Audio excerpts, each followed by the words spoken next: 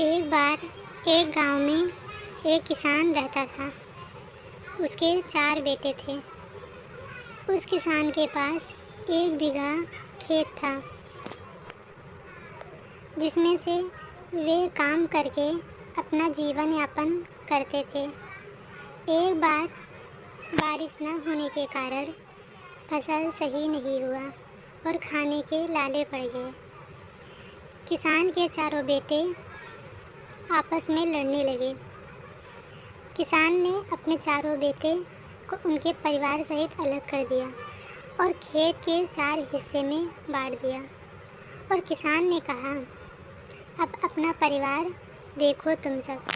और उसी दिन शहर से एक उद्योगपति गांव में आया और किसान के चारों बेटे को एक प्रस्ताव दिया। उसने कहा कि तुम सब अपने अपने खेत हमें दे दो, हम बदले में आप लोगों को कुछ पैसे देकर और आपके बच्चों को नौकरी भी देंगे।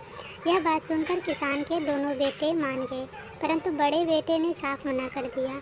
उसने बोला कि ये हमारे पूर्वजों की पुश्तैनी ज़मीन है, हम नहीं देंगे। तो बड़े बेटे ने किसी को भी नहीं देने दिया।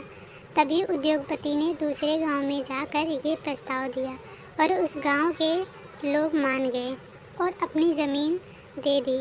तभी उद्योगपति ने उस गांव के लोगों को पैसा दिया, उनके बच्चों को नौकरी दी। उस गांव के लोगों की हालत सुधरने लगी और उस गांव के लोग शहर में जाकर अपना बड़ा सा मकान बना लिए।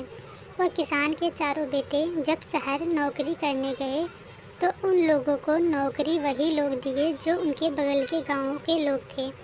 और किसान के बेटे शहर में माली का काम करते थे। एक दिन उद्योगपति आया और वहाँ उसने इन चारों को देखा और कहा कि हमने आपको मौका दिया था।